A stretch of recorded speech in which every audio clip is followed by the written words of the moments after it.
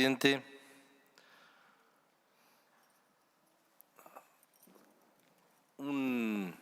lo decía días pasados en la Comisión de Presupuesto, un presupuesto de alguna manera, como lo dice su palabra, es suponer, ¿no? Es de alguna manera prever o intentar prever qué es lo que vaya a suceder en el próximo año fiscal de un Estado, ya sea nacional, provincial o municipal. Obviamente que cuando más cerca de lo que se prevea o de lo que se haya planteado esté la realidad o esté la ejecución de ese presupuesto, hay mayor certeza sobre el rumbo de una administración pública o de un país. Cuando más lejos está del cumplimiento de eso que se estableció, mayor inestabilidad, mayor desconfianza, mayor zozobra. Fundamentalmente, la confianza que le da el Congreso a un poder ejecutivo, porque de alguna manera el hecho de aprobar lo que el Poder Ejecutivo supone o piensa o desea o vaya a hacer en el próximo año, no deja de ser un acto de confianza del Congreso de la Nación. En definitiva, lo que estamos haciendo es dejar que o permitir que se recauden los impuestos y las rentas de la manera que se ha planteado, como también lo explicaba recién el mismo informante, y sobre todo estamos autorizando los techos de los gastos en toda la administración pública. Mi equipo hizo un trabajo sobre los últimos 11 presupuestos del país y lo que buscábamos con mi equipo de asesores era ver de qué manera, más allá del gobierno que en ese año o en esos años detentaba la conducción del país, si esas pautas habían estado muy cerca o muy lejos de lo que se había establecido, o ni más ni menos de lo que el Congreso de la Nación le había autorizado a los gobiernos de turno. Y la verdad que cuando uno compara lo que se había presupuestado con lo que terminó siendo, uno nota también el por qué estamos como estamos y por qué estamos viviendo la crisis que estamos viviendo y por qué tenemos los inconvenientes macro y microeconómicos que estamos teniendo. Miren, el año 2014, por empezar en ese año, el presupuesto había previsto una inflación del 9,9 y terminó siendo una inflación del 28,2, el 185% más. En el 2016, por saltar otro año, el presupuesto había previsto una inflación del 10,4, terminó siendo del 34,5, un 232% de desviación. En el año 2018, el presupuesto había previsto un 15,7 de inflación, terminó siendo un 47,65, un 203% de desvío en las pautas fijadas. En el 2019 se había previsto un 34,8, terminó siendo un 53,8. No cuento el 2020 porque es el año de la pandemia, con lo cual es muy difícil, no sería serio plantear la desviación, pero voy al 2021. Se había previsto una inflación del 29%, terminó siendo la que nos prometió Guzmán, terminó siendo del 50%, 75% de desviación. Cuando hablamos del tipo de cambio, en el año 2014 se había previsto un dólar de 6,33, terminó siendo de 8,55, el 35%.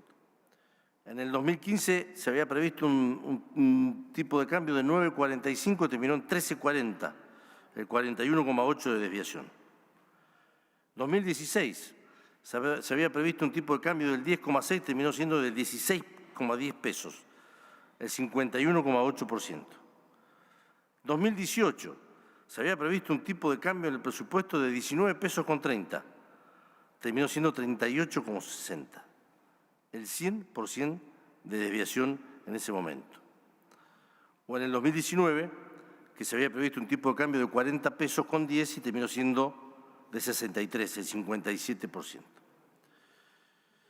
Y podríamos ver también qué es lo que sucedió con el Producto Bruto o también con el nivel de gasto, pero voy a ir a lo que han sido los resultados financieros que permitía el presupuesto y que terminaron siendo después. En el año 2013 se había previsto un superávit de 587 millones, en aquel momento terminó siendo un déficit de 88 millones. En el año 2015 se había previsto un déficit de 0,05 billones y terminó siendo un déficit de 0,22 billones. En el 2018 se había previsto un déficit de 0,67 billones y terminó siendo 0,81 billones. En el 2021 se había previsto un déficit de 1,45 billones y terminó siendo un déficit de 2,6 billones. ¿Qué quiero significar? ¿Qué quiero decir con esto? Que es muy difícil encontrar un gobierno en los últimos años que haya cumplido, no voy a decir acabadamente, pero sí que haya cumplido de alguna manera que refleje lo que el Congreso autorizó, ya sea como ingresos y como egresos. Y creo que es uno de los temas que nos marca hoy el por qué tenemos la situación que estamos viviendo, porque ninguno de los equipos económicos ha logrado cumplir con lo que había comprometido en este Congreso. Obviamente que cada discusión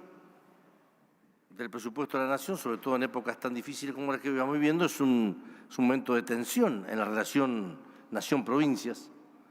Es el momento en el cual se distribuye lo que hay, sea mucho, poco o más o menos, y en esa distribución, quienes somos del interior, obviamente que aspiramos, deseamos y exigimos que lo que el interior produce, genera, vuelva en obras, vuelva en acciones, vuelva en mejorar la vida de quienes vivimos en el interior del país. Uno de los temas que se ha discutido acá, uno de los temas que se discutió en la Cámara de Diputados, se avanzó algo, no todo lo que hubiésemos deseado, que son los aportes, los subsidios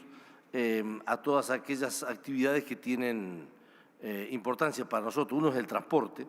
cuando vemos los millones que se destinan al AMBA y que no se destinan al interior del país, el costo del boleto de transporte en el interior del país y en el AMBA, es un tema que si bien este año se avanzó hasta los 85.000 millones de pesos, nosotros deseamos y necesitamos y queremos que en el presupuesto del año próximo esta cifra sea mayor. Lo mismo sucede con los subsidios a la electricidad y los subsidios al gas. Si bien en las distintas leyes que se han sancionado se ha avanzado, la distribución sigue siendo todavía inequitativa y creo que es un tema que, si bien en diputados se avanzó, todavía aún hay que avanzar mucho más. Quiero destacar como un hecho importante el artículo 117 de la ley, donde se ha planteado un tema que tuvo origen en algunos senadores y lo plantearon al Gobierno Nacional y lo aceptó, que el 117, cuando dice a los fines de federalizar el impacto del gasto del presupuesto nacional, las jurisdicciones y entidades de la Administración Nacional comprendidas en el inciso A del artículo 8 de la Ley 24.156, así como las empresas y sociedades del Estado del inciso B y los entes públicos incluidos en el inciso C del citado artículo, que tengan sedes en las provincias, realizarán las acciones necesarias para descentralizar al menos el 50% de los procesos de contratación de obras, bienes y servicios en cada una de esas jurisdicciones. Con lo cual, esto no estaba en los presupuestos anteriores. Creo que aquellos que exigimos en el presupuesto cada vez más federalismo y más participación de las provincias es un tema importante y no menor, y creemos que tenemos que destacarlo. También un tema que hemos hablado muchas veces aquí es a partir de la situación que se deriva de la deuda externa, a partir del peso que tienen los aportes y contribuciones, fundamentalmente las prestaciones sociales, como son jubilaciones, y o el tema de los subsidios, vemos que entre estos tres ítems prácticamente tenemos cerca del 70% del gasto de la Administración Pública Nacional, con lo cual es muy complejo poder destinar recursos para todas aquellas actividades, promociones que se necesitan en nuestro país. De todos modos, yo quiero destacar la predisposición del Poder Ejecutivo Nacional en cuanto a la provincia de Río Negro. Quiero destacar la predisposición en la Cámara de Diputados de esta discusión entre los senadores de la provincia de Río Negro que estamos aquí y los diputados nacionales, ya sea del Frente de Todos como de Juntos Somos Río Negro. Hemos logrado que este presupuesto refleje las obras que nosotros necesitamos en la provincia y que forman parte del proyecto de provincia que muchas veces compartimos los objetivos. Este presupuesto prevé obras por 12.000 millones de pesos en la provincia, 500 millones de pesos en medio ambiente, 4.000 millones del ente de Lenosa con obras de cloacas y de aguas en 12 localidades. Prevé 870 millones de pesos en obras educativas, escuela primaria, secundaria, 16 ciudades, 4.000 millones de vialidad nacional en la continuación de las obras de la Ruta Nacional 22, la Ruta 23, la 40, 151. Tiene 780 millones de pesos de obras del Ministerio de Ciencia, Tecnología e Innovación, fundamentalmente relacionadas a CONAE y a INVAP, y tiene distintas obras de salud por 138 millones de pesos en términos generales. Con lo cual, obviamente que siempre uno aspira a lograr la mayor cantidad de obras y de acciones del Estado federal en la provincia que se puedan. Nosotros, desde el punto de vista de los senadores y los diputados de la provincia de Río Negro,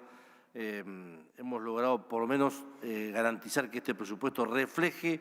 las necesidades actuales y de los próximos años de la provincia de Río Negro. Así que, señor presidente, desde el bloque de Juntos Somos Río Negro vamos a acompañar en general y en particular este proyecto de presupuesto para el año 2023 y deseando que el Poder Ejecutivo, en el cumplimiento de lo que el Congreso le autorice de ingreso y de gasto el próximo año, no repita estas historias que acabo de contar y que cuando aprobemos el presupuesto del año 2024 podamos decir de que lo que el Congreso autorizó como ingreso y gasto se ajusta prácticamente a esta realidad. Muchas gracias.